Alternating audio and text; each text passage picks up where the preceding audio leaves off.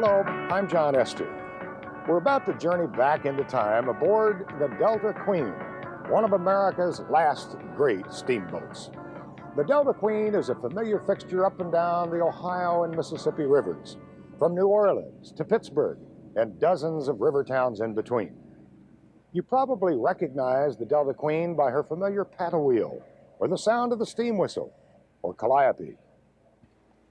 But what many people may not know is the story behind the Delta Queen, that many times she faced what seemed to be almost certain death. The history of the Delta Queen is full of politics, intrigue, and even ghosts and legends. But it's really a story of people who struggled so that this symbol of another era could survive. Before we tell you that story, let's take a look around this floating architectural masterpiece. You won't find anything in the world quite like the Delta Queen. There are 4 decks, each furnished with simple elegance. There's the gorgeous grand staircase, which is a piece of art in itself. This magnificent woodwork is everywhere. Just take a look at these Tiffany stained glass windows. Passengers say traveling on the Delta Queen is like being a guest of honor in a fine old home. Especially at mealtime. If you're trying to lose weight, you might want a vacation elsewhere. The sleeping cabins come in all sizes. Some are a little tight, but each is classically decorated with a bit of days gone by. Singers and celebrities have left their mark while vacationing here. A vacation that many say is an intimate step back in time. The Delta Queen helped turn back the river calendar when paddle wheelers from up and down the Ohio and Mississippi rivers converged for Cincinnati's bicentennial Tall Stacks event. The 14 riverboats attracted lots of attention. Each, of course, has its own story. The Delta Queen's origins can actually be traced to Scotland. She was fabricated and even initially put together there. Then the parts were crated to California for final assembly. Completed in 1926, the Delta Queen and a companion boat, the Delta King, operated on the Sacramento River between San Francisco and Sacramento for many years. The Great Depression brought hard times to the Delta Queen in the 30s. As America was poised to enter World War II, the Delta Queen was drafted by the U.S. Navy and designated YFB 56. The initial stood for Yard Ferry Boat. To understand how a forgotten steamboat painted battleship gray came into service on the Ohio River, you have to know something about the Green family of Cincinnati. The patriarch was Captain Gordon C. Green, who started his riverboat business back in 1890. Gordon's wife Mary, known by everyone as Ma Green, became America's first female river pilot, even before women had the right to vote. Their son, Tom, followed in his parents' footsteps. In fact, by the end of World War II, he was running the company. Looking for ways to make the business grow, Tom became interested in the Delta Queen and the Delta King when the government put them up at auction. His first choice was the King. My dad was very interested in the Delta King, and my mother as well. And that was the one that we were really interested in buying. We put a bid in on the Delta King, and we were not the successful bidder. So that sort of seemed to shoot the idea of getting a new steamboat. Tom Green decided not to give up. Yes, the Delta Queen was his second choice, but he bid on it anyway. Turned out his was the only bid. So for $46,000, the Green Line had a new riverboat. There was a slight problem: how to get the deluxe steamer from San Francisco to Cincinnati. The telephone rang, and here it was Tom Green.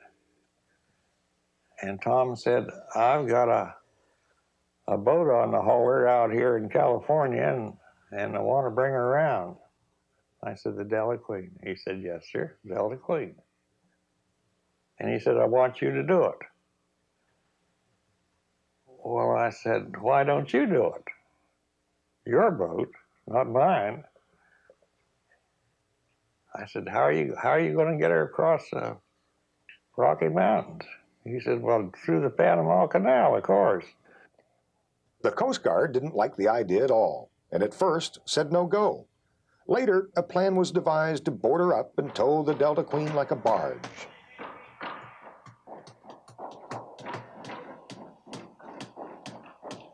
Workers carefully prepared the Queen for the high seas in what would be a 5,000-mile trip. The paddle wheel was removed, leaving just the hollow cover. Somebody said she looked like a mummy, all wrapped up. Down the coast of California, the Delta Queen was pulled by a tugboat, then to Mexico, past Central America, and through the Panama Canal. This is the only picture known to exist today of the Delta Queen as she passed through the canal.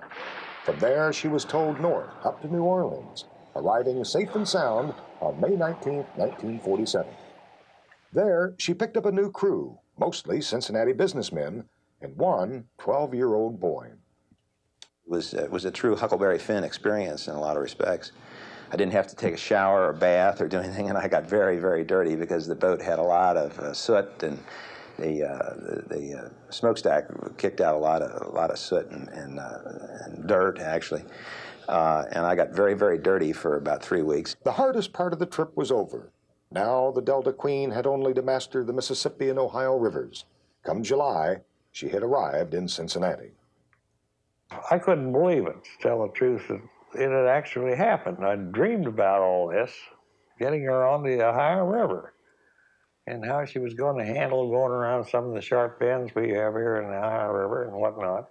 And here she was here. It was unbelievable. Even today, passengers and crew aboard the Delta Queen know her rich history. And they also know her legends, like the ghost of Ma Green. The first woman captain was very reluctant to allow liquor to be served. We always talk about Ma Green's ghost, the famous Captain Mary Becker Green. And of course, every once in a while, somebody will ask me if I have ever experienced any visitations from Mary Green. And of course, the story went, shortly after her death, they tried to put a bar in on the Delta Queen, of course, and the Greens were teetotalers. And it wasn't too long that a barge rammed into the side of the Delta Queen there at the Cincinnati Wharf boat, and they looked at the name of the boat pushing that barge, and it happened to be the Mary Green. The pilot swears that his boat just got out of control, but everybody said it was Ma Green's ghost taking vengeance out because they put a bar on board the boat. Sometimes you're in a bar and you see glasses just, fall off the table, and it's not due to the list for the boat and things like that. So that gets exciting. We'll just say, oh, Ma Green's walking around. And the passengers get a kick out of it, too. What do you think? Do you think she is? Really? You don't think convincing, but I really do, yeah. Weird things happen. One night we were going up the Ohio River, and it was just a quiet, peaceful night, not even a breeze blowing, no river current, just as quiet and smooth as can be. When all of a sudden I was standing in the forward lounge down below, and every one of those doors just started vibrating, shaking back and forth. And I thought it was kind of weird, so I walked up to one of the doors and grabbed the doorknob and tried to pull it closed. I let it go, and it started vibrating back and forth again, and every door on that whole deck did that. And then that lasted about 3 minutes, and if you'd snap your fingers, all the doors stopped.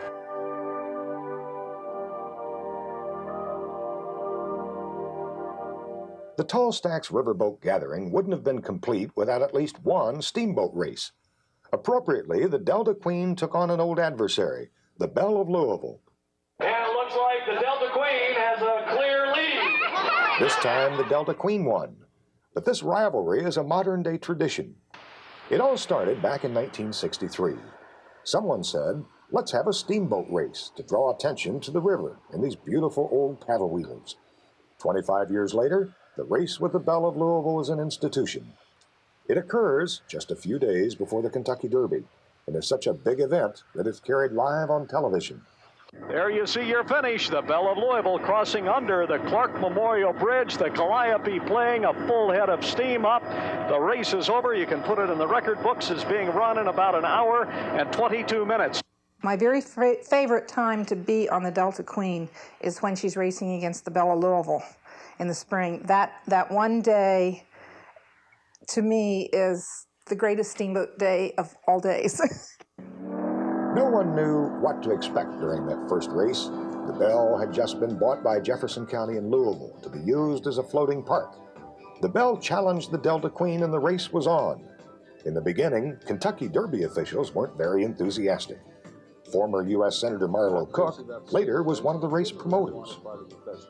And I really did not learn until much later that in the parlance of the old horse bettor, a fixed race is called a boat race. And consequently, the Churchill Downs people felt that the connotation of having a boat race as part of the Derby Festival week associated with the Kentucky Derby was just something they wanted no part of. Despite temperatures in the 40s, throngs lined the riverbank. One estimate put 250,000 people along the banks in the cold and damp weather. But for those lucky enough to be on board the Delta Queen, it was the event of a lifetime. I think one of the best times that I really ever had was when we had the first race. Oh, I never screamed and hollered so loud in all my life. To look up and to see the people all out on the banks, and everybody, and every deck was filled, and everybody was screaming and hollering and blowing horns and whistles and what all. And then the other boats and things, they was blowing. Oh, I just had a ball. I should have paid them for that trip. The whole family went down to the Delta Queen and rode it on the while the race was going on. It's pretty exciting. It was a little scary. We had all kinds of problems making sure that the insurance would be in effect during this big steamboat race. I think the people who were writing insurance in Lloyd's in London or wherever it was had ideas that the steamboat was going to blow up or something. And here they go, bow to bow, under the Jefferson Memorial Bridge. It was a race for bragging rights, and the Delta Queen won and won big. But that, too, was all in fun. Cheating was part of the legend. Oh, there are no rules. And you don't cheat in the steamboat race. There is no such thing as... I remember Ernie Wagner coming out on that walkway and commenting a few vituperative remarks, and old Paul Underwood, who used to be on the Delta Queen, by the way, let him know that anything we did was good enough to do to win. And whatever it took to win, you know, if we could have had a propeller on the back of the bell, I doubt they'd have done that. But you just don't cheat in the steamboat race. There's no such thing. From the Delta Queen's standpoint, this race meant a new beginning. A lot of credit went to a spunky young public relations woman named Betty Blake. She had a way of phrasing it, yes. So you have seen Athens, you've seen London, you've seen Paris, but have you seen Evansville, Indiana? Ah, that's America. Another expression of hers was, we are the only cruise vessel in the world that cruises into the heart of America. Everything else takes you away from America. These are wonderful lines. She was a great, as I say, an advertising lady, a PR lady. She had wonderful sense of taste. She would go on the boat, and she would pick out the tablecloths and everything, in every detail. She liked that.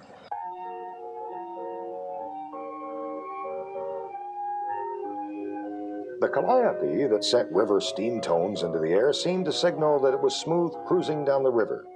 But just 5 years before the great steamboat race of 1963, the Delta Queen seemed doomed.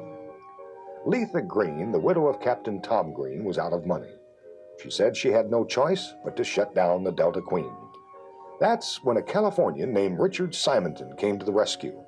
He had a love for pipe organs and calliopes and steamboats. He loved them so much, he bought the company. I guess it was the summer of 1958. He took a trip on the Delta Queen, and he had his family and had sent in reservations for the next year, and then we had to send the money back, the deposit back to him, tell him we were out of business, essentially. And he said, no, wait a minute, and he wanted to get in on it. And it turned out to be a good deal for him. It turned out to be a very good deal for him financially, and it was a good deal for my family, too. It was a good deal for the Greens because Simonton not only rescued the Queen, he also allowed the Green family to continue to manage the steamboat. It proved to be a good combination, especially in the early 1960s when the Delta Queen was on a roll.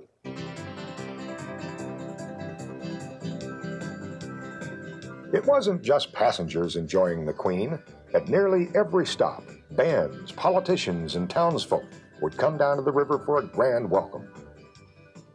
Publicity helped a lot, like this old film used to help spread the word.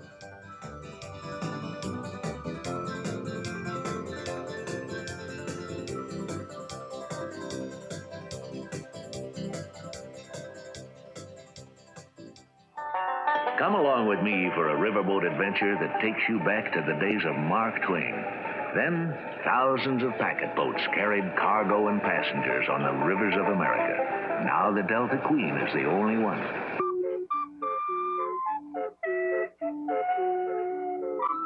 Everyone loves our steam Calliope. The river folks call it a steam piana. It's lots of fun, and you can hear us coming and going for miles.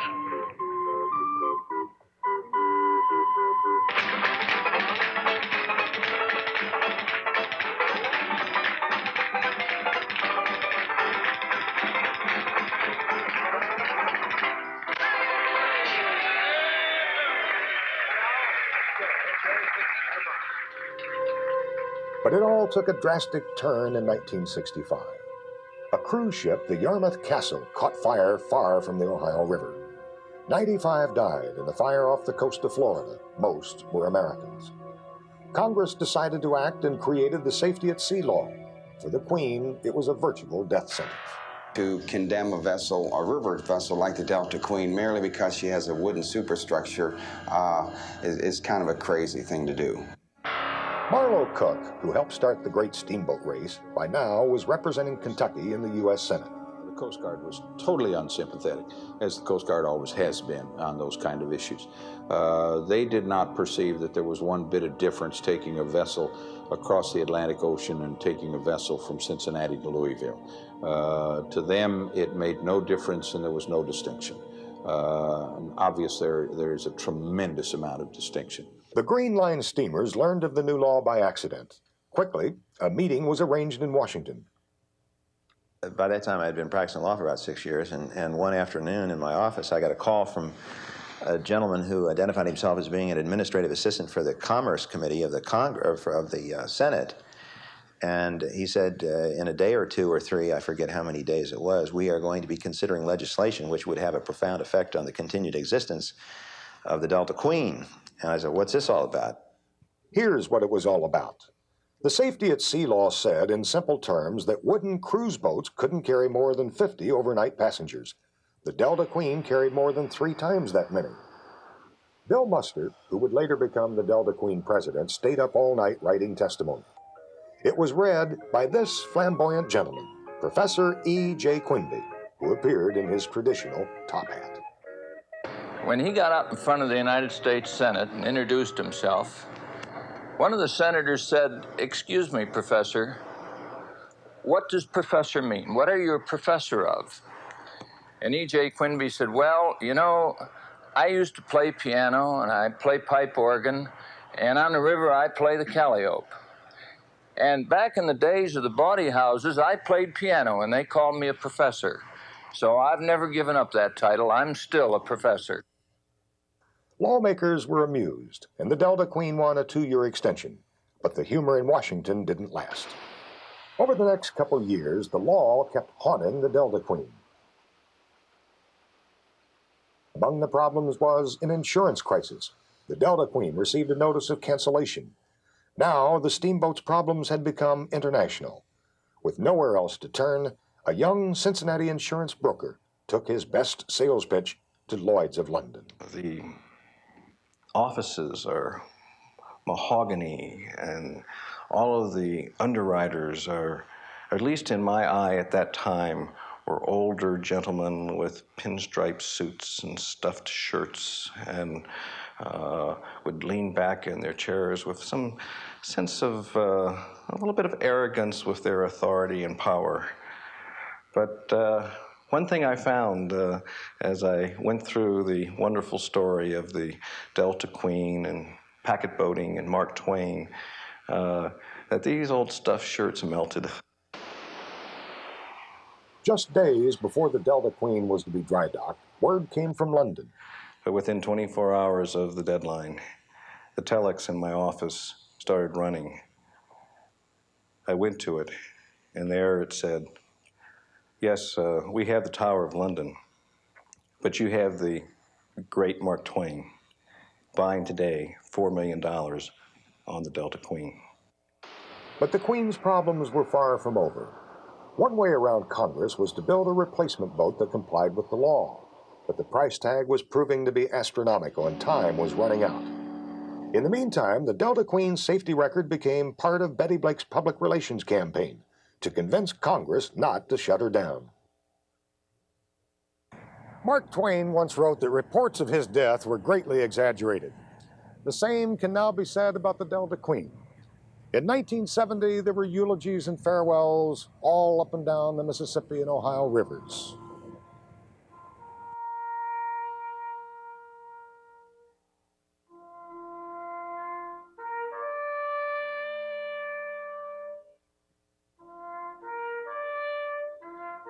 "1970 was the year of taps for the Delta Queen. Bill Muster had pledged to Congress he'd work for a replacement for the Delta Queen, but a new boat was still far off. To survive, they had to mobilize.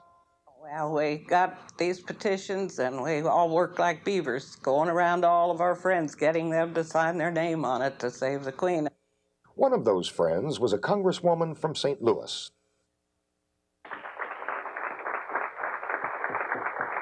Late Lenora Sullivan.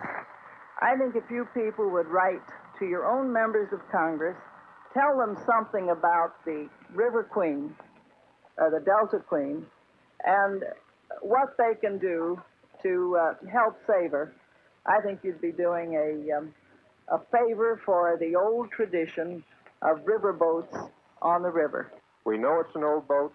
We know it's got a lot of failings. You know, it is, you know, it's ironwood deck and all this sort of thing. But we'd like to see it continue. And we'd like to see it continue until such time as people don't want it anymore.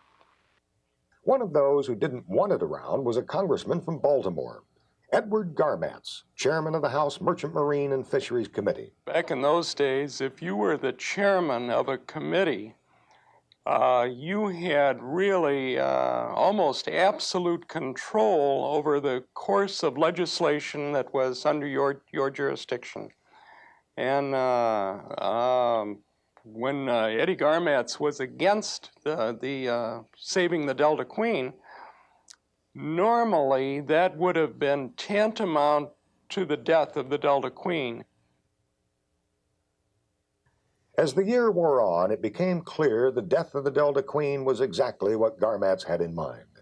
He would not schedule hearings. He blocked every attempt at getting a new extension.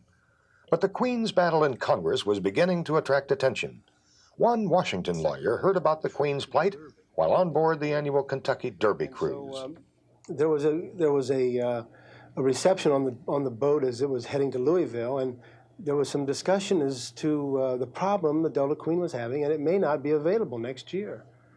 And I happened to be counsel to the House Judiciary Committee at that time, and so folks would look at me and say, well, what's going on and what's the problem? And of course, I hadn't a clue as what the problem was, and had nothing to do with the House Judiciary Committee. So do your share, and maybe we can save this Queen to be a little older. Thank you. The petition drive and public relations campaign were working. Save the Queen was a popular cry. Johnny Cash devoted a portion of his weekly TV show to the campaign, and a rock group named Carp got in on the act. And the song started out, Mr. Muster called it treason, and he had a damn good reason, because he was going to fight to save the Delta Queen. And there they were with big smiles on their faces, and they said, gee, we sure hope you like it, Mr. Muster. There was publicity galore, but it didn't seem to help. Congress was not giving in. October arrived and time had run out. The Delta Queen began her last cruise ever from Cincinnati.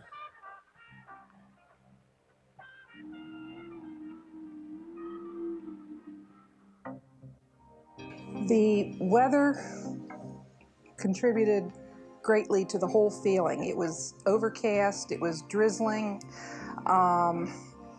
dark out, in fact, all the way down the Ohio River. It was really not pleasant to be out on the deck. It was like the whole river system was crying for this boat not being able to come back. All along the way, we had a whole roll of butcher paper that we was getting petitions signed on, and I bet we got that whole roll of butcher paper signed with signatures on that trip. But on all the locks on the upper Mississippi and all the way down to small town, people would turn out about 1,000 with banners and signs, Save the Queen signs and everything. Reporters and photographers were invited when those petitions were presented in Washington. And we called the congressmen and asked them to all come out on the steps of the Capitol. And they did, and they came out and they posed with us. And Betty Blake had this big basket and wheelbarrow full of petitions. They posed with us, and we had a wonderful time talking about how great it is to be able to save the Delta Queen and how much public opinion had been aroused. But the Delta Queen needed more than petitions. It needed a way to move Congress. Tom Mooney had a novel idea. Why not work around Congressman Garmatz and bring up the bill in a committee where he had no control? When Garmatz learned of the plan, he was furious. He had drafted this letter vehemently opposing the enactment of this bill, saying that we would be responsible, the members that voted for this bill would be responsible for the deaths that are going to occur in this matchbox. And then he put a big skull and crossbones in black on the letter, stamped it up at the top of the letter to get their attention. I mean, that was pretty unusual. And but I do, and I think maybe it hurt him in the end, because it was a little bit out of line. Mooney enlisted the help of Congressman Tom Railsback of Moline, Illinois. Chairman Garmatz, as I recall, went to the speaker, I think it was John McCormick then, and they did not want McCormick to recognize this second-term congressman from Moline, Illinois. And frankly, again, back in those days, if you didn't have much seniority, it was unusual to be recognized over the objections of a powerful chairman. I was recognized, and that began an exchange of statements by the Democrats and the Republicans that were very supportive of the effort to save the Delta Queen. The final vote was 295 to 73. A horde of reporters followed Betty Blake to the telephone.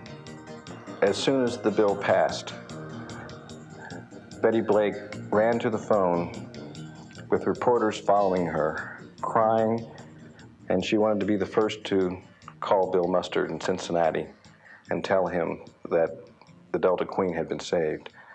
While Betty Blake's reputation as a fighter was made during those days, in 1982 she lost another battle, this one to cancer. But it was Betty Blake's fight in Congress that continues to allow the Delta Queen to operate today.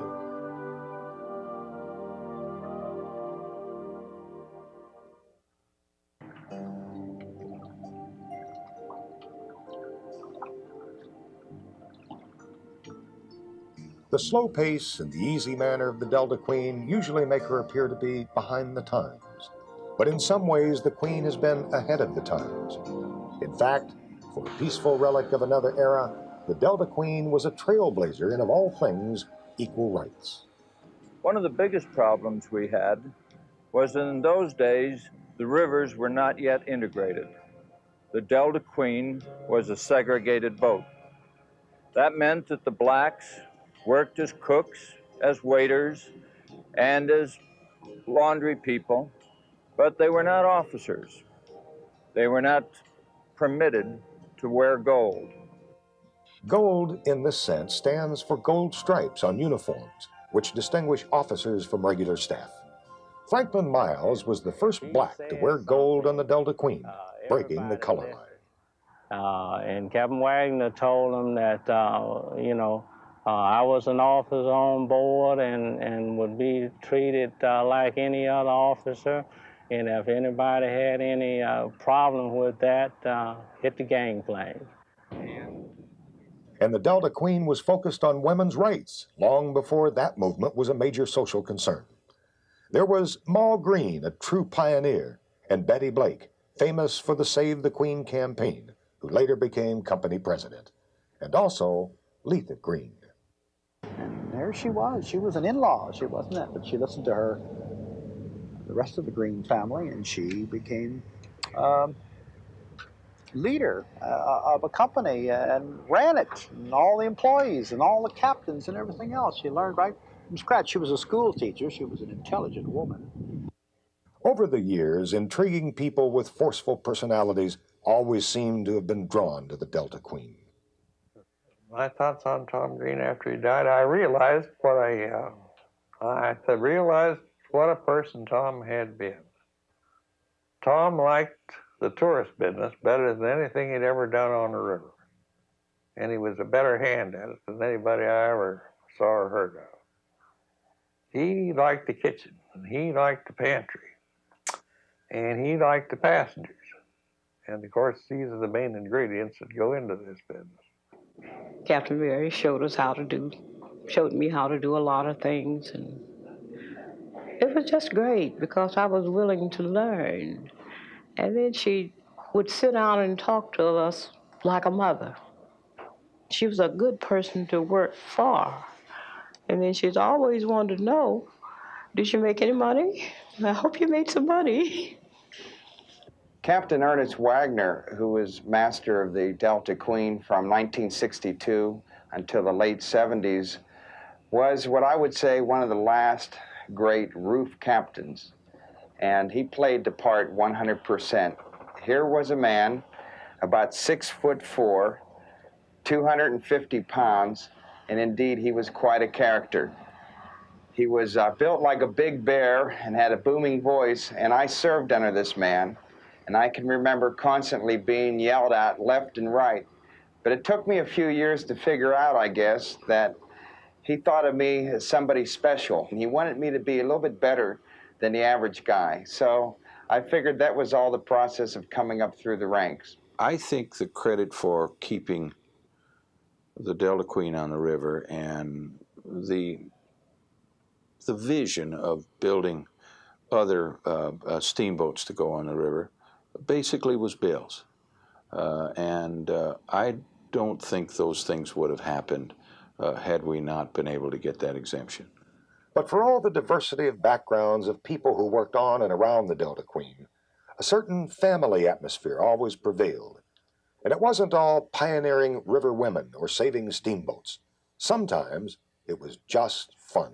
By using this Tasmanian Garachi phone, an imported instrument, I'm going to project a star-studded extravaganza of theatrical splendor into the murky depths of infinite blackness that is the true phantasmagoria of the void of the limbo of the subconscious of the mind, by adding a bit of salubrious astonishment, some colossal buffoonery, some saturnalia and licentious prolixity, and I will prove, beyond the shadow of a doubt, that although mirth and glee may dominate serenity, procrastination of prestidigitation will always delete legerdemain from the format. Are we ready?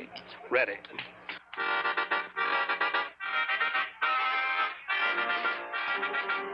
The Bicentennial River event in Cincinnati that drew more than a dozen tall stacks riverboats provided a logical time for reflections about the river and the Delta Queen.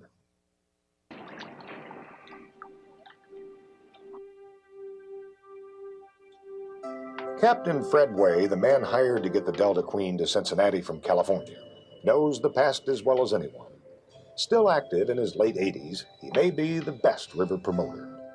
Just before Way left California, he had a surprise elderly visitor one day. It was this man, Jim Burns, the man who built the Delta Queen and Delta King. Well, I said, here's wishing you well. I said, how long do you think we can operate her over there?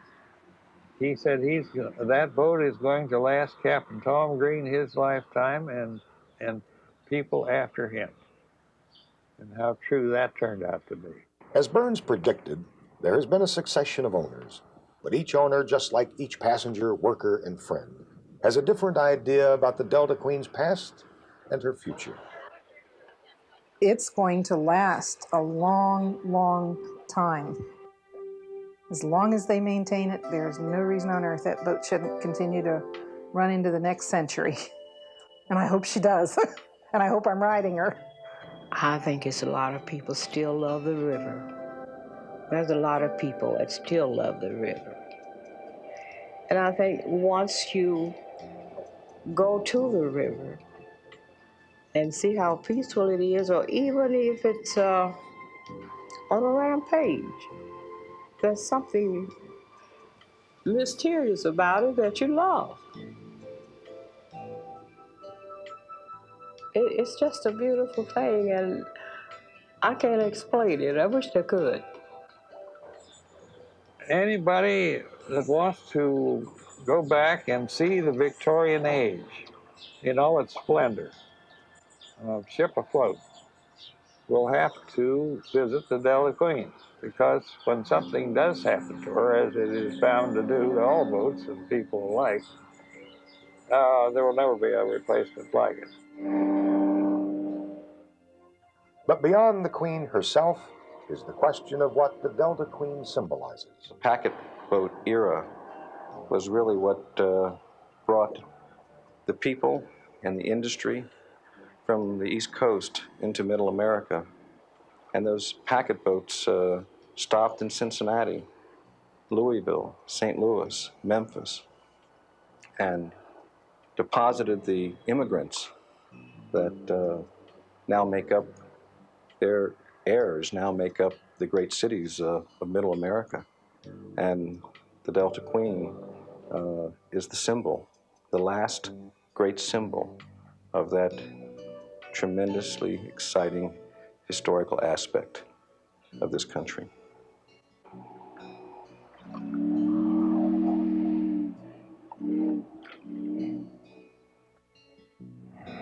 A keen sense of history will always stand as an important part of the legacy of the Delta Queen. But her symbolism extends to modern times as well. Had the Delta Queen not survived the congressional fight, for example, there would be no Mississippi Queen. And many believe the Delta Queen's victories are part of an overall river resurgence. The result has been a new appreciation of this nation's river heritage. Riverfronts are the source of activity, energy, and civic pride again. And while there's no turning back the clock to steamboating's heyday, one can't help but think there are tales that would even surprise Mark Twain himself, like the great story of the Delta Queen.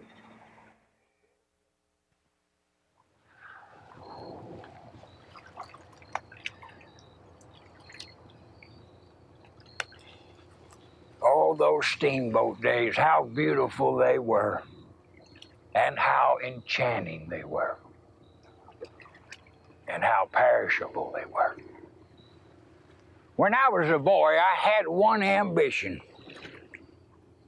and that was to be a steamboatman. And boy after boy managed to run away and get on the river, and by I said that I was going to run away too.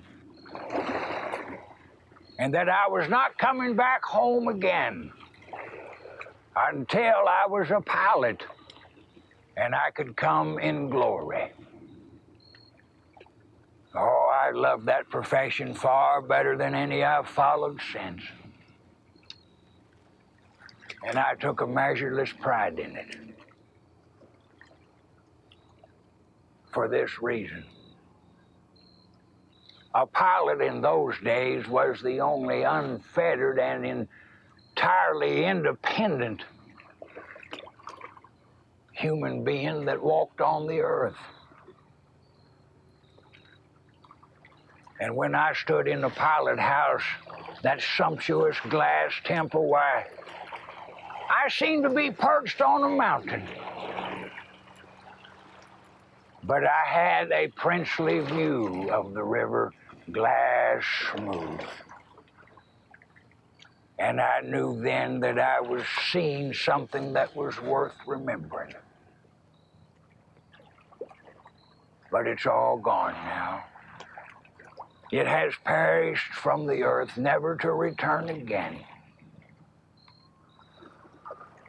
But I remember it all very well,